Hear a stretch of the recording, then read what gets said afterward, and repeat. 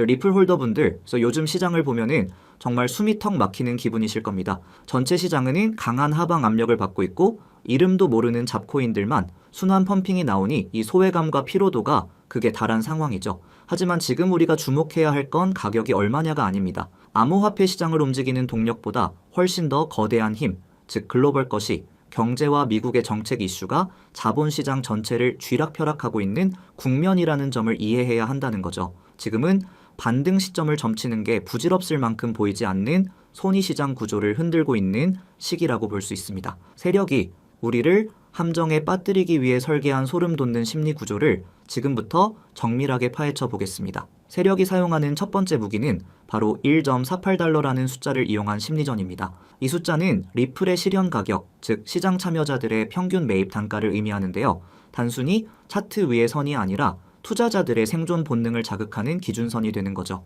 가격이 폭락하면 차라리 포기해버리는데 본전 근처에서 계속 질척거리면 그때부터는 피가 마르기 시작합니다. 본전에 팔고 다른 걸로 갈아탈까 말까 고민이 길어질수록 우리는 시장의 본질이 아니라 내 감정에 끌려다니게 된다는 거죠. 1.48달러 근처는 매수와 매도가 가장 세게 충돌하는 전장이고 여기서 결정을 자꾸 번복하게 만들어 결국 투자자 스스로 포지션을 던지게 만드는 것이 세력의 첫 번째 목표라고 볼 수 있습니다. 두 번째 함정은 우리의 기억 속에 있는 가장 끔찍한 공포를 끄집어내는 겁니다. 최근 시장에서는 현재 리플의 구조가 2022년 4월 대폭락 직전과 소름 끼치도록 비슷하다는 이야기가 계속 나오고 있는데요. 테라 루나 사태로 시장이 지옥으로 들어갔던 그 기억을 자극하는 거죠. 세력은 데이터의 정확성보다 우리가 그 헤드라인을 보고 어떤 감정을 느끼느냐를 노리는 겁니다. 또 그때처럼 다 잃는 거 아니야? 이번엔 미리 도망쳐야지 라는 과잉 반응을 유발해서 즉각적인 탈출 버튼을 누르게 만드는 거죠. 하지만 구조의 유사성이 반드시 결론의 동일함을 의미하지는 않습니다. 우리가 싸워야 할 건 차트가 아니라 기억이 만들어내는 환영일지도 모른다는 거죠. 세 번째 함정은 반대로 과도한 희망을 심어주는 겁니다. 리플은 2018년 이후 무려 8회 동안 긴 횡보를 이어왔는데요. 이 정도 응축이면 금이나 은처럼 5배, 10배 이상 솟구치는 파라볼릭 런이 나올 거라는 장기 서사가 우리를 유혹합니다. 물론 이런 시나리오는 달콤하지만 여기에만 매몰되는 순간 현재의 리스크 관리를 포기하게 됩니다.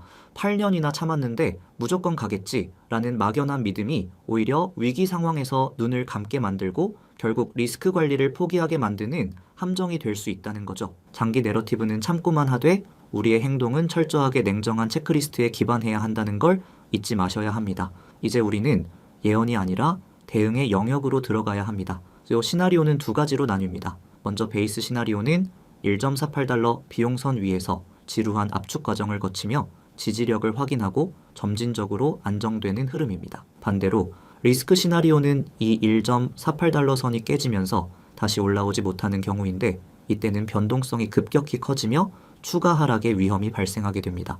핵심은 어느 쪽이 맞느냐를 맞추는 게 아니라 내가 감당 가능한 포지션 크기를 잡고 있는가 하는 점입니다. 방향을 맞춰서 부자가 되겠다라는 생각보다 한 번의 실수로 무너지는 걸 피하는 게 생존의 제일 원칙이라는 거죠. 결론적으로 우리는 지금 가격이 아니라 행동을 흔드는 구간에 서 있습니다. 단기적인 공포와 장기적인 희망을 뒤섞지 말고 철저히 분리해서 대응해야 합니다. 1.48달러라는 비용선이 어떻게 반응하는지, 거래량과 변동성이 어떻게 응축되는지 체크 포인트들을 차분히 챙겨야 한다라는 거죠. 세력의 의도를 입증하려 애쓰기보다는 그들이 만든 구조 속에서 내가 어떻게 살아남을 것인지가 훨씬 중요합니다. 결과적으로 리플은 현재 시장 가치에 성장 잠재력이 충분히 반영되지 않은 상태라고 볼 수 있지만 지금처럼 흔들리는 시기에 멘탈을 지키며 포트폴리오를 관리하는 자만이 향후 시장 재평가의 과실을 따먹을 수 있는 기회를 얻게 될 것입니다. 끝까지 살아남는 자가 승리한다라는 사실을 다시 한번 기억하시길 바랍니다.